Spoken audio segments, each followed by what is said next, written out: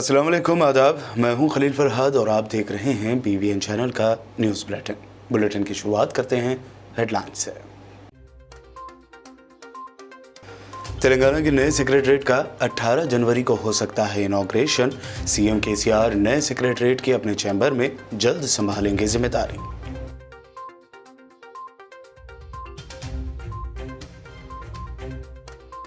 Minister KTR का सिलसिला दौरा, जिले सतह के आला ओहदेदारों के साथ किया जायजा इजलास। डबल बेडरूम मकानात की तामीर में तेजी और शफाफ तरीके से तकसीम करने की दी हिदायत।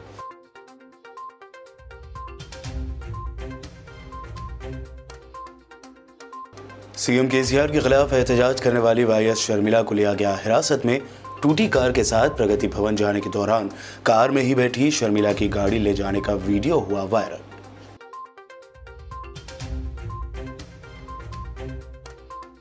Senior Congress leader V Hanumantharao का सीएम केसीआर को चैलेंज, कहा अगर वो दियानतदार हैं तो जमीन बेचने वाले हर किसान को दें करोड़ों रुपए।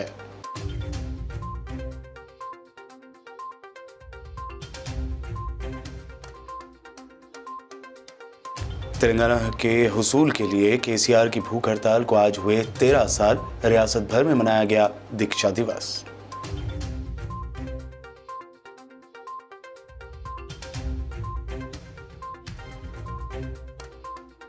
और मोदी हुकूमत ने रोकी माइनॉरिटी स्कॉलरशिप स्कीम तो बोधन MIM यूनिट ने किया एहतजाज। DO को पेश किया मेमोरेंडम। मरकजी हुकूमत पर लगाया तलबा के मुस्तकबिल के साथ खिलवाड़ करने का इल्जाम। ये थी हेडलाइंस। बढ़ते हैं खबरों की तफसील की जानिब। तेलंगाना में नए सेक्रेटरीट जिसकी तामीर तकरीबन आखिरी मरहले में पहुंच गई है। समझा जा रहा है कि सीएम केसीआर 18 जनवरी को सेक्रेटरीट की नई इमारत का इनॉग्रेशन कर सकते हैं।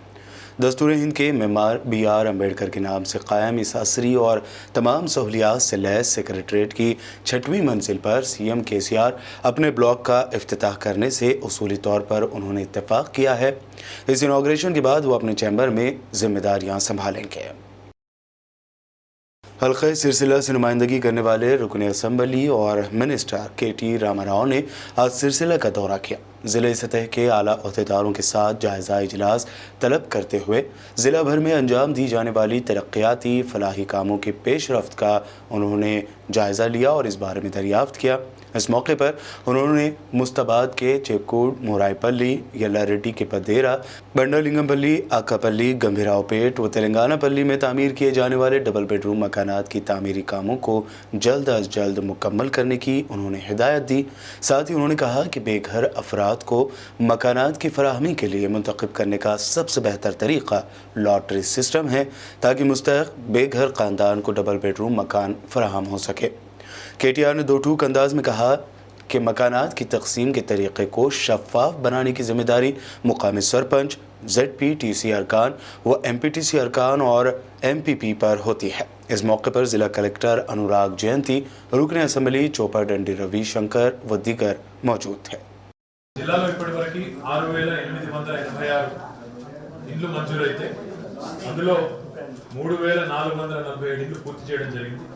కొన్ని ఇంకా ప్రారంభం కాలేదు, కొన్ని ఏమో ఇంకా వివిధ దశల్లో ఉన్నాయి। కలెక్టర్ గారు నేను కోరింది ఏమంటే మరి ప్రభుత్వం ఎంతో ప్రతిష్టాత్మకంగా తీసుకున్న ఈ కార్యక్రమాన్ని పూర్తి చేసి పేదవాళ్ళకి ఆత్మగౌరవంతో కూడిన గృహాలను అందించాలి। డిగ్నిటీ హౌసింగ్ అనే పేరిట భారతదేశంలో ఏ రాష్ట్రంలో చేయని విధంగా 560 స్క్వేర్ ఫుట్లలో ఇల్లు, 2 పడక గదులు, మంచి 2 బాత్రూములు, కిచెన్ హాల్తో సహా ఇంతటి నాణ్యమైన ఇళ్లను నిర్మిస్తున్న ఏకైక ప్రభుత్వం భారతదేశంలో తెలంగాణ ప్రభుత్వం। మరి ఈ నిర్మాణాలన్నింటినీ కూడా సత్వరంగా పూర్తి చేసి ప్రజలకు అందించాల్సిందిగా కలెక్టర్ గారికి అదేవిధంగా వివిధ ఇంజనీరింగ్ శాఖల అధికారులకు కూడా సూచించడం జరిగింది। ఎక్కడైతే కాంట్రాక్టర్లు ముందుకు రావడం లేదో, ఎక్కడైతే ఏదైనా ఇతరత్ర స్థల సమస్యలు ఉన్నాయో వాటిని కూడా తక్షణమే పరిశీలించి అవసరమైతే అక్కడ మరి లబ్ధిదారులను గుర్తించి అందులో ముఖ్యంగా పేదల్లోకి వెళ్ళి అత్యంత పేదవారు, పూరెస్ట్ ఆఫ్ ద పూర్ ఎవరైతే ఉంటారో వారిని గుర్తించి ఒక లాటరీ సిస్టంలో పారదర్శకంగా తమ భేదాలు లేకుండా రాజకీయాలకు అతీతంగా పక్షపాతాలకు అతీతంగా ఇళ్లను కేటాయించాలని చెప్పి కూడా కలెక్టర్ గారికి అదేవిధంగా జిల్లా యంత్రాంగానికి సూచించడం జరిగింది। సంక్రాంతి కల్లా ఈ లబ్ధిదారుల గుర్తింపు ప్రక్రియ మొత్తం పూర్తి చేయాల్సిందిగా అధికారులకు విజ్ఞప్తి చేయడం జరిగింది, సూచించడం జరిగింది। ఏదైతే రాష్ట్ర ప్రభుత్వ స్కీమ్ ఉందో ఎక్కడ సైట్ ఉంటే అక్కడ 3 లక్షలు ఇస్తామనే ప్రతిపాదన ఏదైతే ఉందో దాన్ని కూడా త్వరలో ప్రభుత్వం తీసుకోబోతా ఉన్నది కాబట్టి మరి నియోజకవర్గాల వారీగా గౌరవ శాసనసభ్యులు వారు ఎంపిక చేసిన విధంగా మరి ఆ నిర్మాణ లబ్ధిదారుల సంఖ్య అదేవిధంగా ఆ సైట్స్ కూడా సెలెక్ట్ చేస్తామని చెప్పి కూడా చెప్పి వారికి ఓవరాల్గా ఈ గృహ నిర్మాణానికి సంబంధించి ఇళ్లకు సంబంధించి సాధ్యమైనంత వేగంగా వీటిని పూర్తి చేసి ప్రజలకు అందించాల్సిందిగా కలెక్టర్ గారిని కోరడం జరిగింది. దాని తర్వాత మన జిల్లాలో మొత్తం ఉన్న 595 పాఠశాలలకు గాను ఈ 595లో ప్రాథమిక పాఠశాలలు ఉన్నాయి, మాధ్యమిక పాఠశాలలు ఉన్నాయి, ఉన్నత పాఠశాలలు ఉన్నాయి.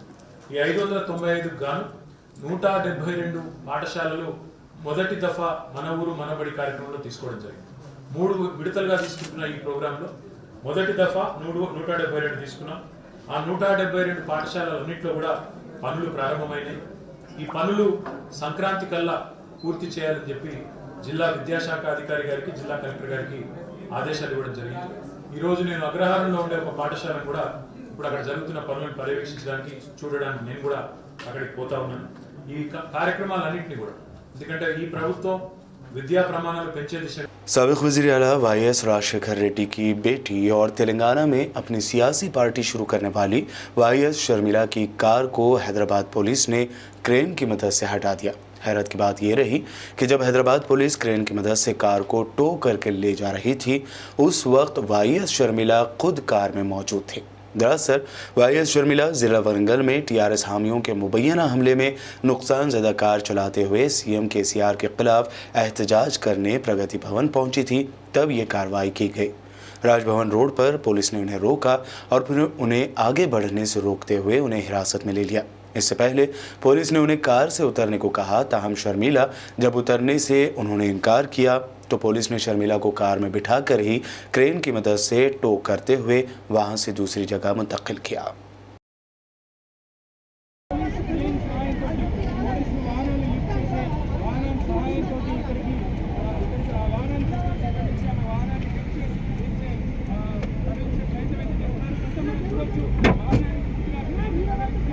పార్కింగ్ లో ఉండాలి, దేంట్లో ఉండాలి?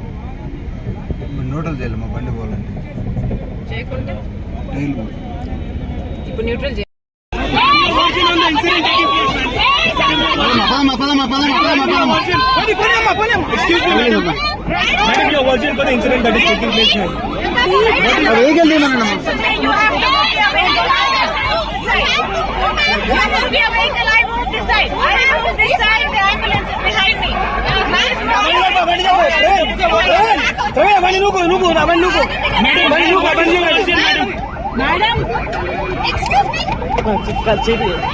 Excuse me, madam.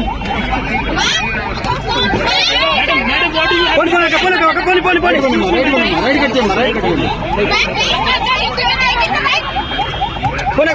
of that?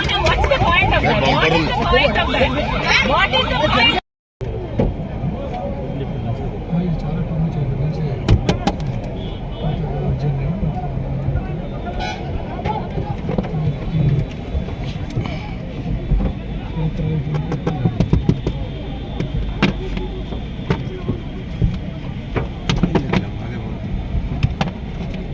Glass నుంచి వచ్చి వద్దు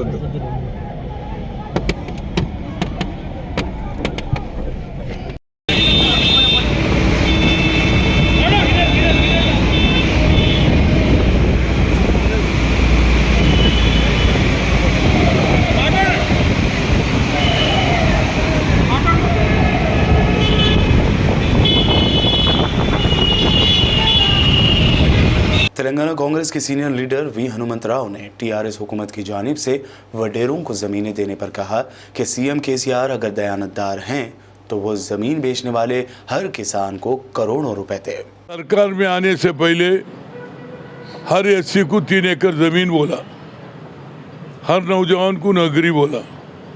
ये बीच में जैसा निज़ाम सरकार उस ज़माने में कोकापेट एरिया में हज़ारों एकड़ खाली था, सरकार ले ली। वो बोलता गवर्नमेंट लैंड है, लिया अच्छा है। उसका एक्शन करा इन्हें, 1 एकड़ को 40 करोड़ आया, 40 करोड़।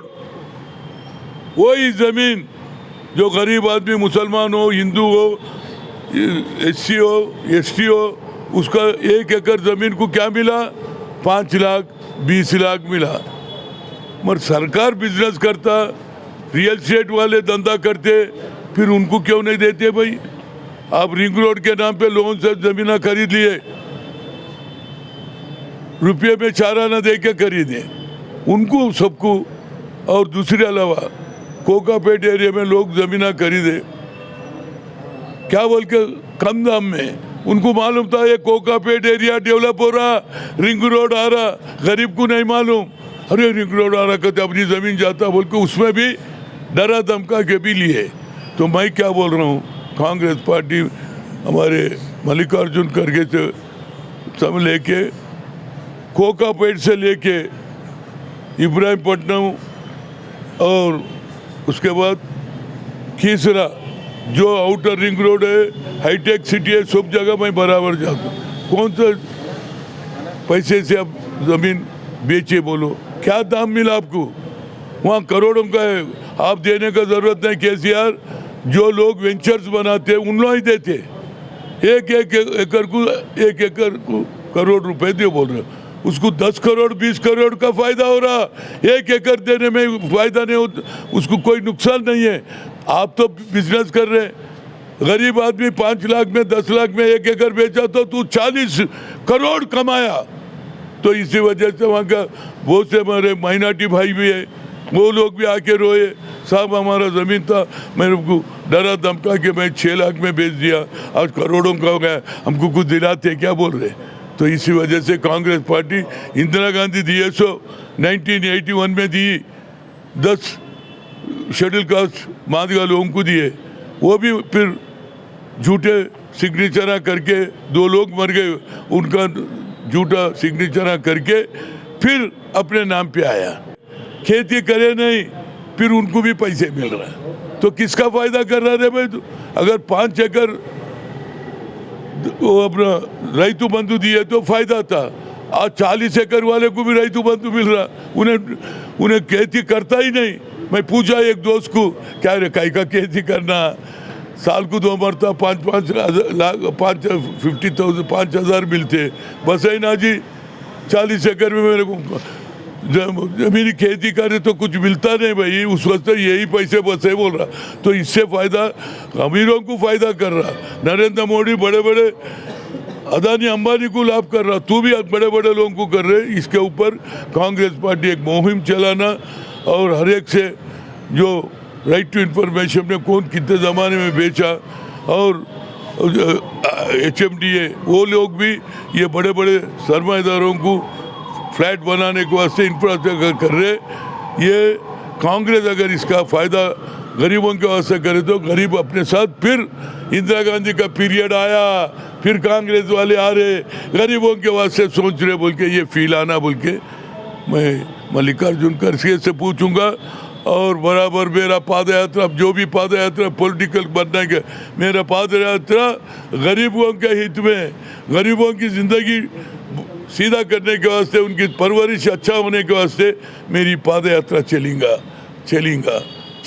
तेलंगाना के हुसूल के लिए के चंद्रशेखर राव की भूख हड़ताल को 13 साल हो गए हैं।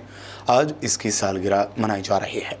TRSV के सदर जी श्रीनिवास ने KCR की तारीखी भूख हड़ताल को याद करते हुए कहा कि तेलंगाना रियासत सिर्फ भूख हड़ताल, जिसे दीक्षा कहा जा रहा है, इसी के ज़रिए हासिल हुए। हर साल 29 नवंबर को तेलंगाना भर में यौम दीक्षा का एहतमाम किया जाता है। TRSV के जानिब से उस्मानिया यूनिवर्सिटी में दीक्षा दिवस या यौम दीक्षा के ज़िमन में एक रैली निकाली गई। इस मौके पर जी श्रीनिवास ने कहा कि इस दिन KCR की शुरुआत से तेलंगाना रियासत हासिल हुई।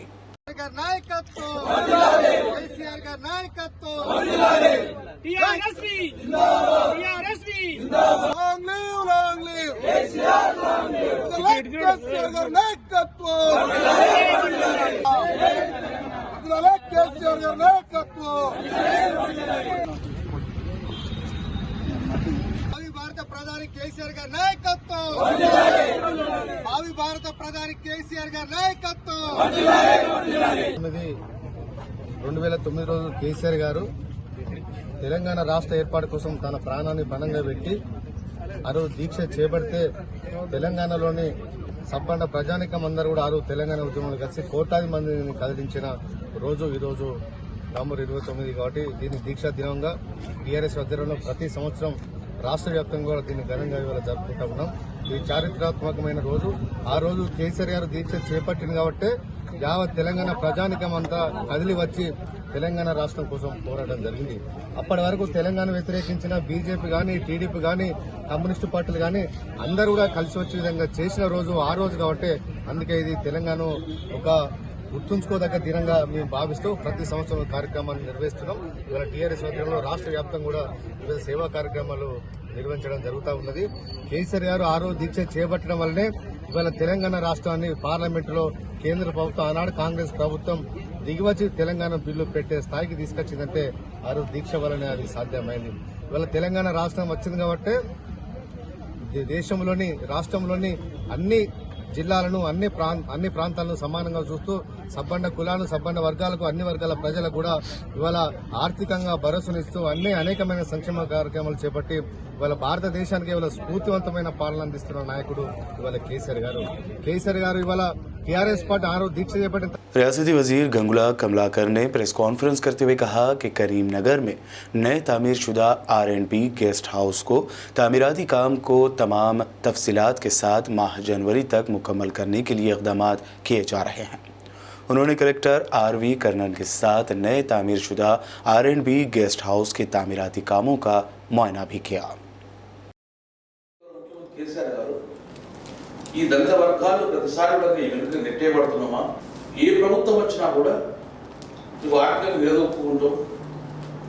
నిలదొక్కుంటే నువ్వు సామాజికంగా ముందుకు ఎగలగలుగుతారని చెప్పేసి ప్రతి బడ్జెట్లో అమౌంట్ పెడతా ఉంటారు. అందులో కండిషన్ పెడతారు. ఆ కండిషన్ ఏంటి? 40-50% మీరు బ్యాంక్ లోన్ తీసుకోవాలి, ఒక 20% ప్రభుత్వం సబ్సిడీ ఇస్తుంది, మిగతాది మీరు పెట్టుకోవాలనే పరిస్థితి వచ్చింది. కానీ ఏ రోజు సక్సెస్ కాదు. దళిత వర్గాల దగ్గర కూడా భూమి లేనప్పుడు బ్యాంకులు కొనిపోదు. సో నిరుపయోగంగా పడినారు. పెట్టుబడి లేక, బ్యాంక్ కాన్సెప్ట్ లేక ఎన్ని కోట్లు బట్టలు పెట్టినా కూడా అది సఫలీకృతం కాలేకపోయింది. ఏ బ్యాంక్ అయినా కూడా బ్యాంక్ సెక్యూరిటీ బట్టి అవుతుంది. అందుకే ముఖ్యమంత్రి కేసీఆర్ గారు ప్రప్రతంగా ఏ ఆధారం లేకున్నా, ఇంటికాడ భూమి లేకున్నా, సెక్యూరిటీ డిపాజిట్ లేకున్నా ఈ దేశం గర్వించగలిగే దేశంలో ప్రప్రతంగా దళిత బంధు పథకాన్ని ప్రవేశపెట్టారు. దళిత బంధు ప్రవేశపెట్టింది రాజకీయ పూర్వంగా కాదు. నేనే చాలా మంది దళిత బంధు ఇచ్చినాం. ఎవరికి ఇచ్చాము? భూమి వాళ్ళకే లేదు. వాళ్ళకి ఏ ఆధారం లేనప్పుడు కూడా ప్రభుత్వమే ఆధారంగా, ప్రభుత్వమే గ్యారంటీ ఉండడం వలన ఈరోజు ఆ దళిత బంధు ద్వారా ఇప్పుడు విత్తనాలు వేసి వృక్షాలుగా మారిపోతాయి. ఆ దళిత బంధు ద్వారా ఈఎంఐ లేదు, మిత్తి లేదు, అప్పు లేదు, లోన్ కట్టే లేదు. తద్వారా ఒక ఆర్థికమైన ఎదుగుదల కనబడుతుంది. ఒక నమ్మకం వాళ్ళ కుటుంబాన్ని నేను ఈ దళిత బంధు ద్వారా నేను నిలబెట్టుకుంటాను ఒక నమ్మకం ఏర్పడేది. ఆ నమ్మకం కోసమే మనం ప్రయత్నం చేయాలి. ఇప్పుడు ముఖ్యమంత్రి గారు మా డీజీ గారిని, సిఎస్ గారిని మీటింగ్లు పెట్టినప్పుడు ఈ వీటి మీద, దళితుల మీద ఇక్కడ కూడా అట్రాసిటీస్ జరగకూడదు, గ్రూపులలో వచ్చి గొడవలు చేయటం చాలాసార్లు చూస్తూ ఉంటాం. రాయలసీమ, ఆంధ్రాలో కూడా కొన్ని పెద్ద పెద్ద ఇన్సిడెంట్లు అయింది. అట్లా మూకుమ్మడిగా రావడాలు లేకపోతే అట్లా చేస్తే మాత్రం చాలా సీరియస్గా తీసుకుంటాం. పోలీసులందరూ చాలా అప్రమత్తంగా ఉండాలి. ఏదైనా ముందే అటువంటి కార్యక్రమాలు ఏదైనా ల్యాండ్ సంబంధించిన ఏదైనా ఉంటే ముందే పసిపెట్టి కంప్లీట్ రక్షణ ఇవ్వాలని క్లియర్ కట్గా చెప్పడం జరిగింది. సో గౌరవ ముఖ్యమంత్రి గారు చెప్పడంతో మా డీజీ గారు ఎప్పటికప్పుడు యాక్చువల్గా కలెక్టర్ గారు 2-3 సార్లు అడిగారు, మంత్రి సార్ని కూడా ఈ మన కమిటీలు ఎందుకు ఎక్కువ మీటింగ్లు పెట్టలేదు అన్నట్టుగా ఇదైపోతుంది. సో మొట్టమొదటిసారి మన కమిటీ రావడంతో ఐ ఫెల్ట్ వెరీ హ్యాపీ. అయినప్పటికీ మిగతా జిల్లాలతో పోలిస్తే కాంపెన్సేషన్లో కలెక్టర్ గారు చెప్పినట్లు మనం ముందున్నాం. అట్లాగే ఎక్కడ వర్కింగ్ కేసులు ఎవరైనా సరే ఫ్రీ రిజిస్ట్రేషన్। रियासती वजीर वेमुला प्रशांत रेड्डी ने आज बलकुंडा हल्के में कई तरक्याती कामों का संग बुनियाद तो वहीं कई का इफ्तिताह अंजाम दिया। तेलंगाना भर में मनाए जा रहे दीक्षा दिवस के मौके पर सीएम केसीआर को तेलंगाना का बापू करार देते हुए मिनिस्टर प्रशांत रेड्डी ने कहा कि तेलंगाना का मतलब केसीआर और केसीआर का मतलब तेलंगाना है।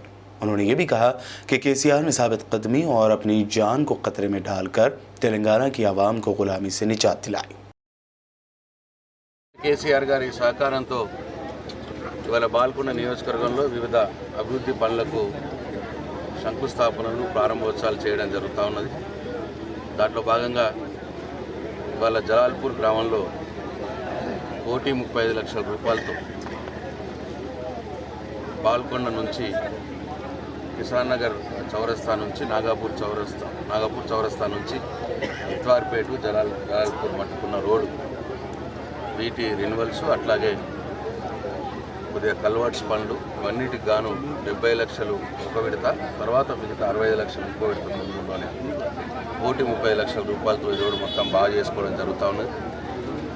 అట్లనే గ్రామంలో ఉన్నటువంటి ఎస్సీ మాలా మాదిగ సంఘాలకు 4 లక్షల చొప్పున వాళ్ళ సంఘ భవనాలకు కూడా మంజూరు చేసుకోవడం జరిగింది.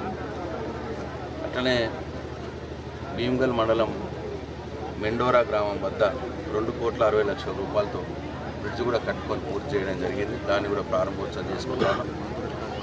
అట్లనే గోన్గోపుల దగ్గర 2 కోట్ల రూపాయలతో బ్రిడ్జ్ కట్టుకోవడం జరిగింది. దాన్ని కూడా ప్రారంభోత్సవం చేస్తూ ఉన్నాం. అట్లనే బెజ్జోర దగ్గర 3 కోట్ల రూపాయలతో మరొక బ్రిడ్జ్కు ఇవాళ శంకుస్థాపన కూడా చేసుకోబోతున్నాం.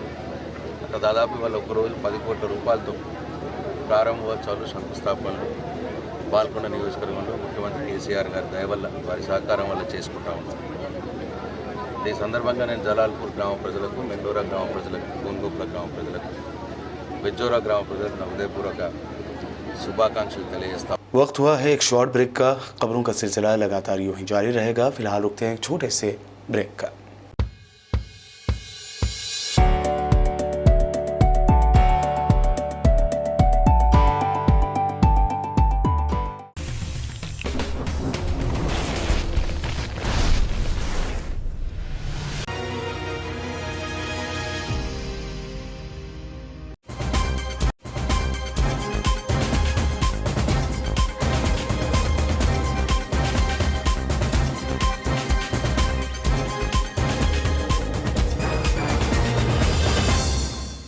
ब्रेक के बाद आगे बढ़ते हैं और अब देखते हैं मज़ीद अहम खबरें। पीयूसी चेयरमैन आरमोर, एमएलए व निज़ामाबाद टीआरएस जिला सदर जीवन रेड्डी की सरकारी रिहाइशगाह बंजारा हिल्स हैदराबाद पर नंदीपेट मंडल की गौड़ा बरादरी के नुमाइंदों ने मुलाकात की। इस मौके पर इन अफराद ने नंदीपेट गौड़ा संगम इमारत के लिए 50 लाख रुपए देने की अपील की, जिस पर जीवन रेड्डी ने मुस्बत जवाब दिया और वादा किया कि वो ये रकम देते हुए गौड़ा संगम इमारत की तामीर में मदद करेंगे। तेलंगाना के मिनिस्टर्स तलसानी श्रीनिवास यादव और सबिता इंदिरा रेड्डी ने PV Narasimha Rao veterinary university Rajendra Nagar के अहाते में नए तामीरशुदा वेटरनरी क्लिनिकल कॉम्प्लेक्स का इफ्तिताह अंजाम दिया। 12 दिसंबर से 14 दिसंबर तक हैदराबाद के रविंद्र भारती में 16वें नेशनल मल्टीलिंगुअल ड्रामेटिक ड्रामास का इनेकाद हो रहा है। इस ज़िम्मे में तेलंगाना के मिनिस्टर श्रीनिवास गौड़ के हाथों इसके पोस्टर्स की इजराई अमल में लाई गई। तेलंगाना के लेबर मिनिस्टर मल्ला रेड्डी ने आज फरजादीगुड़ा म्यूनसिपल कॉरपोरेशन के मुस्तकीन में 27 शादी मुबारक और कल्याण लक्ष्मी के चेक्स तकसीम किए। इस मौके पर mayor Venkat Reddy, commissioner Ramakrishna, corporators, cooption members व दीगर अफसरान मौजूद थे। Amjad Ali Khan college of business management में ओरिएंटेशन डे तकरीब मुनक़्क़द की गई। इस तकरीब से एजाज़ी secretary Sultanul Uloom education society Zafar Javed ने शिरकत करते हुए खिताब किया। इस तकरीब से खिताब करते हुए तेलंगाना महकमे तालीम के सेक्रेटरी वाकटी करना ने हुसूल आला तालीम में लड़कों के मुकाबले में लड़कियों की बढ़ती तादाद को खुश आइंद रुझान करार दिया। उन्होंने कहा कि लड़कियों में पेशावराना और ज़ाती जिम्मेदारियों में तवाज़ुन पैदा करने की बेहतरीन सलाहियत होती है। उन्होंने कहा कि बिजनेस मैनेजमेंट शोबे में कामयाब तलबा के लिए बेशुमार मौक़े मौजूद हैं।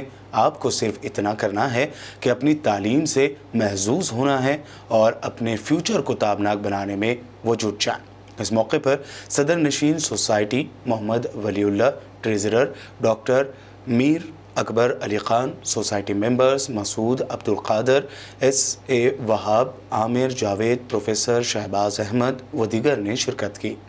For the benefit of the students, because you've now got an excellent opportunity and a platform, as Chief Guest herself mentioned, an excellent, and we have on the campus, madam, 105 PhDs teaching in various areas. What I would urge for you to do, and also the college to do, is to have a very strong connect to the industry. I am sure you are already doing that. In fact, in all our government colleges, we now are setting up innovation hubs where industry can actually mentor, and is only that you should really enjoy yourself. These are the years you are not going to ever get back again. You know, when my children say, I have an exam, I have to study this, I have to study this, I tell them that every day I also have an exam. I have to yourself. These are the years that you are building the basic bricks of your life. Learn the values that this college obviously is teaching you. Learn the because as the world is becoming more and more polarized, it's very, very important that how responsible we are in our personal lives and professional lives. Thank you, ma'am, for your kind words. I now invite Dr. Salma Jahan to introduce the guest of honor, Janab Zafar Javed. Dr. Jalsa, an honorary secretary of Siddharth Education Society. Sir, he is associated. मरकज़ की मोदी हुकूमत की जानिब से minority scholarship scheme में minority community के first 8 class के students को दी जाने वाली स्कॉलरशिप स्कीम अचानक रोक दिए जाने के ख़िलाफ़ तेलंगाना के बोधन की MIM यूनिट ने DO को एक मेमोरेंडम पेश किया। इस मौके पर मीडिया से बात करते हुए अहमद अब्दुल समी निज़ामाबाद ज़िले मोतमद मजलिस ने बताया कि मोदी हुकूमत तलबा के मुस्तक़बिल के साथ खिलवाड़ कर रही है। इस मौके पर मजलिस पार्टी के कायदीन हबीब खान कदीर, मोहम्मद वलीउद्दीन, रुकन बल्दिया, एजाज खान, अकील फारूकी व दीगर मौजूद थे। बिस्मिल्लाहिर्रहमानिर्रहीम।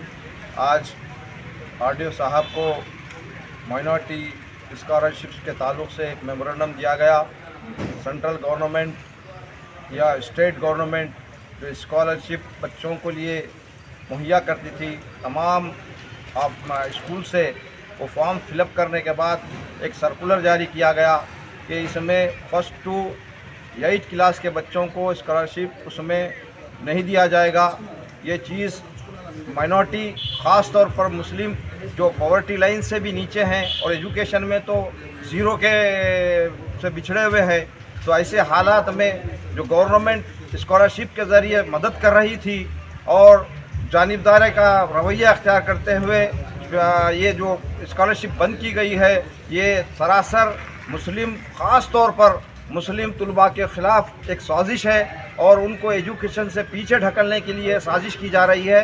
तो मैं तेलंगाना गवर्नमेंट से ख़ास तौर पर मरकज़ी गवर्नमेंट से भी अपील करूँगा कि जब आप सबका साथ सबका विकास बोलते हैं, तो जब माइनॉरिटी बच्चे या मुस्लिम बच्चे जब पढ़ने के लिए आगे आ रहे हैं, उनको स्कॉलरशिप के ज़रिए मदद की जा रही है, क्योंकि 90% मुस्लिम तबका व्यापार छोटे मोटे कारोबार करके ज़िंदगी गुजार रहा है, बिलो पॉवर्टी लाइन ज़िंदगी गुजार रहा है। अगर इन सूरत हाल में जब बच्चा तालीम के मैदान में आगे बढ़ रहा है, तो इस वक्त में उनकी स्कॉलरशिप खींच लेना या उनको बंद कर देना उनके साथ सरासर नाइंसाफ़ी है। इसके ताल्लुक़ से हम एहतजाजी तलबा का जुलूस भी निकालेंगे और धरना भी देंगे और गवर्नमेंट ऑफ तेलंगाना से भी हम गुजारिश करेंगे, अगर मरकज़ी गवर्नमेंट नहीं देना चाहती है तो स्टेट गवर्नमेंट ये स्कॉलरशिप का ऐलान करते हुए इन बच्चों के साथ इंसाफ किया जाए। और जो बच्चे, हमको खदशा है कि बहुत से बच्चे पॉवर्टी लाइन में जाकर छोटी मजदूरी के करते हुए छोटे दुकानों में बच्चा मजदूर बनकर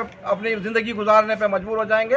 अगर हमारे ये स्कॉलरशिप को बंद किया जाएगा तो जैन मत हो या सिख मत या तमाम जो भी माइनॉरिटीज़ आते हैं, इनके साथ सरासर नाइंसाफ़ी है, ताकि ये इन बच्चों को जो सहूलत दी जा रही थी स्कॉलरशिप के ज़रिए, मैं मरकज़ी गवर्नमेंट से भी अपील करता हूँ और स्टेट गवर्नमेंट से भी अपील करता हूँ, अगर स्टेट गवर्नमेंट अगर मरकज़ी गवर्नमेंट ना भी देना चाह रही है तो स्टेट गवर्नमेंट का काम है कि इस स्कॉलरशिप को जारी रखते हुए इन बच्चों की ज़िंदगी को ख़त्म होने से बचाए, उनकी बर्बादी से बचाए, उनके एजुकेशन को ख़त्म होने से बचाते हुए उनकी ज़िंदगी को आगे बढ़ाते हुए इनकी तरक्की के लिए जो एजुकेशन के लिए मस्ट है वो एजुकेशन मुहैया किया जाए। ये हमारी MIM पार्टी बोधन की जानिब से अपील है और हम इसके ताल्लुक़ से हर बार एहतजाज भी करेंगे, एहतजाजी धरने भी रखेंगे और तुरबाओं का जुलूस निकालकर मैं एनटीआर स्टेडियम ओटनूर में राइजिंग क्रिकेट क्लब ओटनूर बमुकाबला Kaleem cricket club Narnoor premier league season 5 के पहले राउंड में आज मंगल को राइजिंग क्रिकेट क्लब ओटनूर ने मुकर्ररा 15 ओवर्स में 108 रन्स बनाए।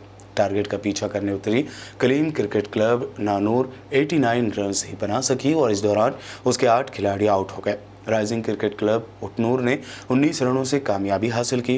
Man of the match Abdul Karim को ओटनूर ZPTC चारुलता राठौड़ और TMRIS जूनियर कॉलेज के प्रिंसिपल वनीता ने अवार्ड से नवाजा।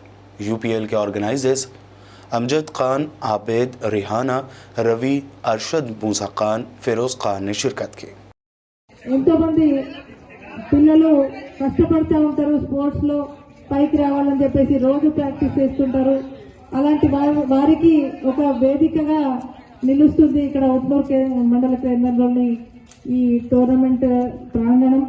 కాబట్టి పిల్లలందరూ ఇంకా బాగా కష్టపడి రాష్ట్ర స్థాయిలో కానీ జాతీయ స్థాయిలో కానీ ఇక్కడ నుంచి పోతే ఇంకా మనకు బాగుంటుందని చెప్పేసి మన ఉట్నూరు ZPTCగా నేను ఇక్కడి పిల్లల తరఫున నేను కోరుకుంటున్నాను.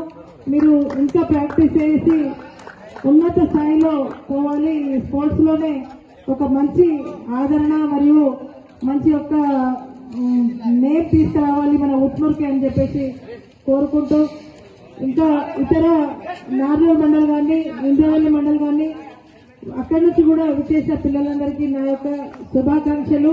కంగ్రాచులేషన్స్. పిల్లలందరూ చాలా రోజుల నుంచి కష్టపడుతున్నారు. ఓడిపోయాము గెలిచాము అనేది కాకుండా మనం అందరం సమిష్టిగా ఇవాళ 5th UPL మన ఉట్నూరు మండల కేంద్రంలో జరుగుతుండడం చాలా ఆనందదాయకం.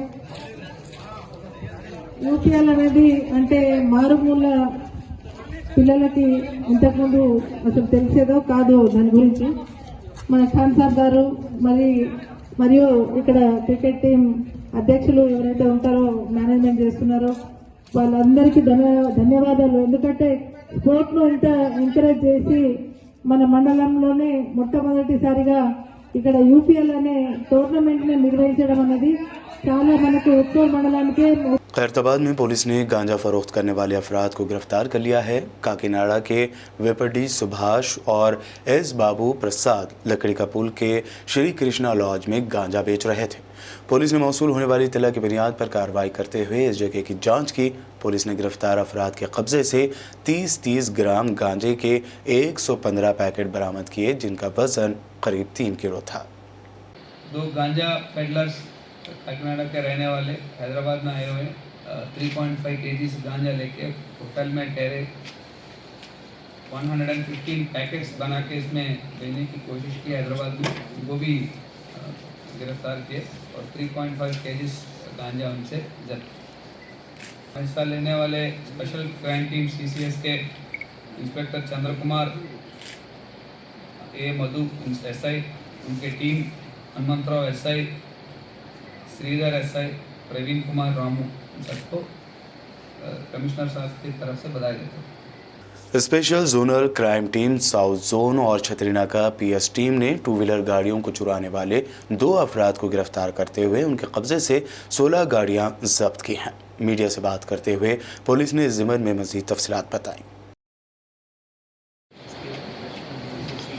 व्हीकल ऑफेंडर T आकाश जो कुगड़ा के रहने वाले, उनको गिरफ्तार कर दिया और उनसे 16 व्हीकल जब्त किए। इसमें 16 2 व्हीलर्स है उनका प्रीवियस भी ऑफेंस में इन्वॉल्वमेंट है और उनका रिसीवर एक है मोहम्मद सोहेल महबूबनगर का रहने वाला, दोनों को अरेस्ट किए और उनसे 16 व्हीकल रिकवर किए। मुशीराबाद पुलिस स्टेशन लिमिट्स में फ़ोन छीनने के केस में पुलिस ने एक फ़र्द को गिरफ्तार कर लिया है। पुलिस ने इसके कब्जे से 2 बाइक और 3 मोबाइल फ़ोन जब्त किए हैं। मुशीराबाद पुलिस स्टेशन की क्राइम टीम ने SHO E जहांगीर यादव और DI प्रशांत की लीडरशिप में यह कार्रवाई अंजाम दी। एलबी नगर पुलिस स्टेशन लिमिट्स में वाक़ होटल स्क्वायर नामी लॉज में आतिशज़दगी का वाक़या पेश आया है। आग के बाद उठने वाला धुआं काफ़ी दूर तक दिखाई दे रहा है।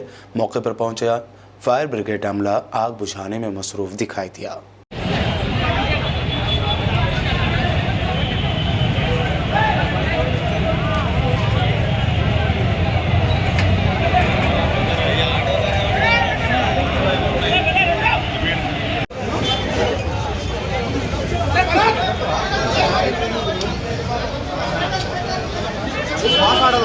వస్తుంది కదా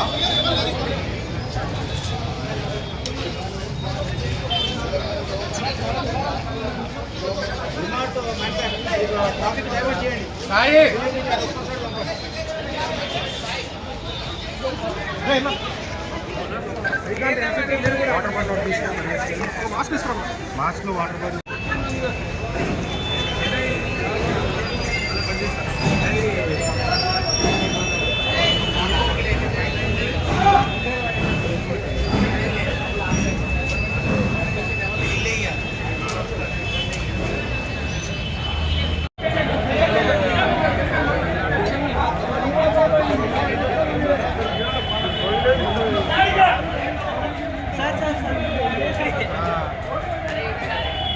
और अब आखिर में हेडलाइंस पर एक और नजर। तेलंगाना के नए सेक्रेटरीट का 18 जनवरी को हो सकता है इनॉग्रेशन। सीएम केसीआर नए सेक्रेटरीट के अपने चैम्बर में जल्द संभालेंगे जिम्मेदारी।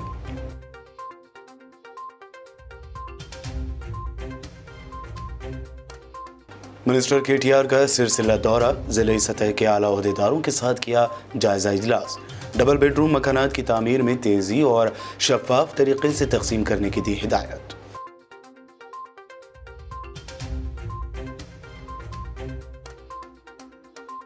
सीएम केसीआर के खिलाफ एहतजाज करने वाली वाईएस शर्मिला को लिया गया हिरासत में। टूटी कार के साथ प्रगति भवन जाने के दौरान कार में ही बैठी शर्मिला की गाड़ी ले जाने का वीडियो हुआ वायरल।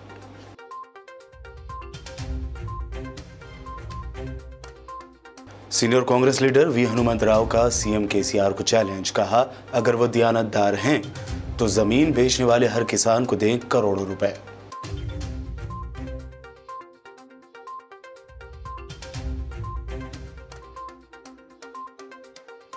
तेलंगाना के हुसूल के लिए केसीआर की भूख हड़ताल को आज हुए 13 साल। रियासत भर में मनाया गया दीक्षा दिवस।